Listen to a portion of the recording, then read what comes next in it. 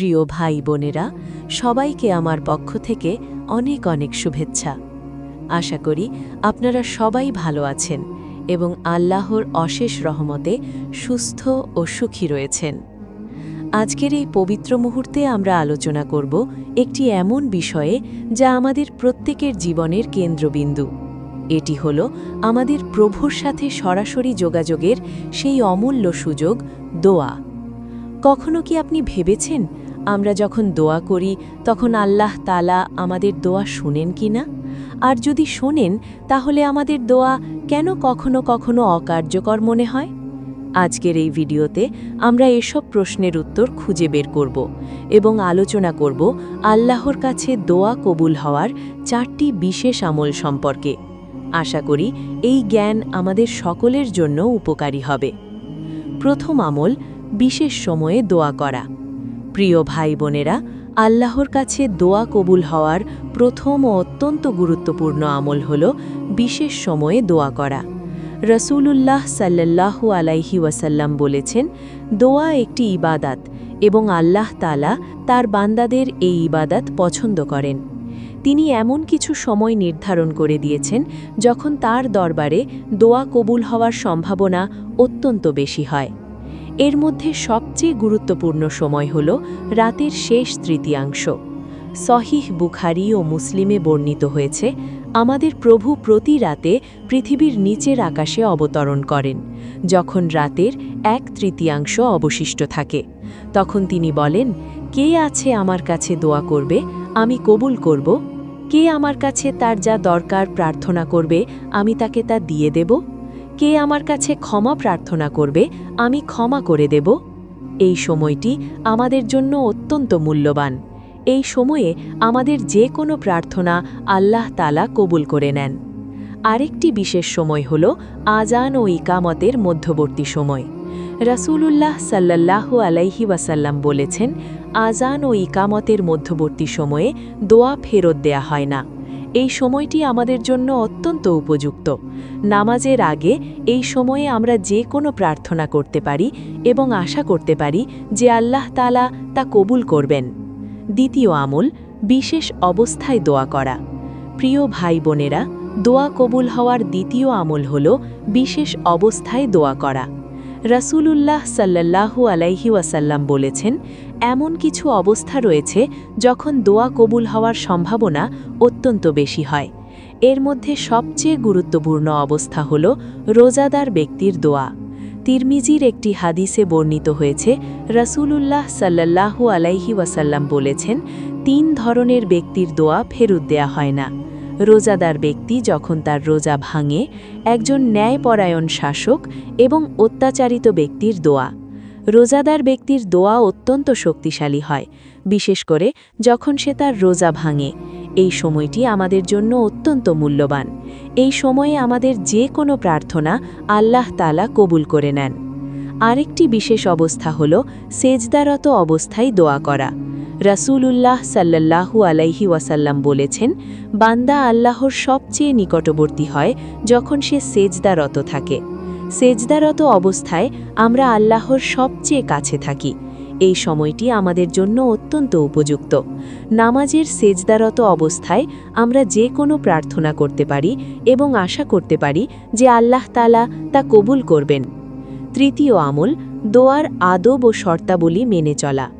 প্রিয় ভাই বোনেরা, দোয়া কবুল হওয়ার তৃতীয় আমল হল দোয়ার আদব ও শর্তাবলী মেনে চলা। দোয়া করার সময় আমাদের কিছু নির্দিষ্ট আদব ও শর্ত মেনে চলতে হয়। এগুলো মেনে চললে আমাদের দোয়া কবুল হওয়ার সম্ভাবনা অনেক বেশি হয়। প্রথমত, আমাদের দোয়ার শুরুতে আল্লাহর প্রশংসা ও দরুদ পাঠ করতে হবে। রাসূলুল্লাহ সাল্লাল্লাহু আলাইহি ওয়াসাল্লাম বলেছেন, দোয়া শুরুতে আল্লাহর প্রশংসা ও দরুদ পাঠ করা একটি গুরুত্বপূর্ণ আদব। এটি আমাদের দোয়াকে আরও শক্তিশালী করে তোলে। দ্বিতীয়ত, আমাদের দোয়া করার সময় আল্লাহর কাছে আমাদের বিশ্বাস ও আস্থা থাকতে হবে। আমাদের মনে হতে হবে যে আল্লাহ তাআলা অবশ্যই আমাদের দোয়া কবুল করবেন। রাসূলুল্লাহ সাল্লাল্লাহু আলাইহি ওয়াসাল্লাম বলেছেন, তোমরা দোয়া কবুল হওয়ার ইয়াকিন নিয়ে দোয়া করো। আমাদের মনে যদি সন্দেহ থাকে তাহলে আমাদের দোয়া কবুল হওয়ার সম্ভাবনা কমে যায়। তৃতীয়ত, আমাদের দোয়া করার সময় আমাদের রিজিক হালাল হতে হবে। মুসলিমের একটি হাদিসে বর্ণিত হয়েছে, রাসূলুল্লাহ সাল্লাল্লাহু আলাইহি ওয়াসাল্লাম বলেছেন, তোমার খাবার ও পানীয় হারাম হলে তোমার দোয়া কিভাবে কবুল হবে? এটি একটি অত্যন্ত গুরুত্বপূর্ণ শর্ত। আমাদের রিজিক হালাল না হলে আমাদের দোয়া কবুল হওয়ার সম্ভাবনা কমে যায়। চতুর্থ আমল, দোয়ার জন্য দোয়া করা এবং অন্যদের দোয়া নেওয়া। প্রিয় ভাই বোনেরা, দোয়া কবুল হওয়ার চতুর্থ ও অত্যন্ত গুরুত্বপূর্ণ আমল হল দোয়ার জন্য দোয়া করা এবং অন্যদের দোয়া নেওয়া। দোয়া করা শুধু নিজের জন্য নয়, অন্যদের জন্যও করা উচিত। এটি আমাদের জন্য অনেক বরকত ও সওয়াব বয়ে আনে। রাসূলুল্লাহ সাল্লাল্লাহু আলাইহি ওয়াসাল্লাম বলেছেন, মুসলিম ব্যক্তি তার মুসলিম ভাইয়ের জন্য তার অনুপস্থিতিতে দোয়া করলে তা কবুল করা হয়। দোয়াকারীর মাথার কাছে একজন দায়িত্বপ্রাপ্ত ফিরিস্তা থাকে। যখনই তার ভাইয়ের জন্য কল্যাণের দোয়া করে, দায়িত্বপ্রাপ্ত ফিরিস্তা তার দোয়া শোনে আমিন বলতে থাকে এবং বলে, তুমি যে কল্যাণের জন্য দোয়া করলে, আল্লাহ অনুরূপ কল্যাণ তোমাকেও দান করেন। এই হাদিস থেকে আমরা বুঝতে পারি যে অন্যদের জন্য দোয়া করা কতটা গুরুত্বপূর্ণ। এতে যার জন্য দোয়া করা হবে তার যেমন কল্যাণ হবে, তেমনি যিনি দোয়া করবেন তিনি লাভবান হবেন দুদিক থেকে। প্রথমত, তিনি দোয়া করার সওয়াব পাবেন। দ্বিতীয়ত, তিনি যা দোয়া করবেন তা নিজের জন্য লাভ করবেন। আরেকটি বিশেষ অবস্থা হল অত্যাচারিত ব্যক্তির দোয়া। রাসূলুল্লাহ সাল্লাল্লাহু আলাইহি ওয়াসাল্লাম বলেছেন, 3 ধরনের ব্যক্তির দোয়া ফেরত দেয়া হয় না। রোজাদার ব্যক্তি যখন তার রোজা ভাঙে, একজন ন্যায়পরায়ণ শাসক এবং অত্যাচারিত ব্যক্তির দোয়া। অত্যাচারিত ব্যক্তির দোয়া অত্যন্ত শক্তিশালী হয়। রাসূলুল্লাহ সাল্লাল্লাহু আলাইহি ওয়াসাল্লাম বলেছেন, সাবধান থাকবে মাজলুম বা অত্যাচারিত ব্যক্তির দোয়া হতে। জেনে রেখো, তার দোয়া ও আল্লাহর মধ্যে কোনো অন্তরায় নেই। এটি একটি অত্যন্ত গুরুত্বপূর্ণ হাদিস। এটি আমাদের শেখায় যে আমাদের কখনো কাউকে অত্যাচার করা উচিত নয়, কারণ অত্যাচারিত ব্যক্তির দোয়া আল্লাহ তাআলা কবুল করেন। প্রিয় ভাই বোনেরা, আজকের এই পবিত্র মুহূর্তে আমরা আলোচনা করলাম আল্লাহর কাছে দোয়া কবুল হওয়ার 4টি বিশেষ আমল সম্পর্কে। এগুলো হলো বিশেষ সময়ে দোয়া করা, রাতের শেষ তৃতীয়াংশ, আজান ও ইকামতের মধ্যবর্তী সময়, সেজদারত অবস্থা ইত্যাদি।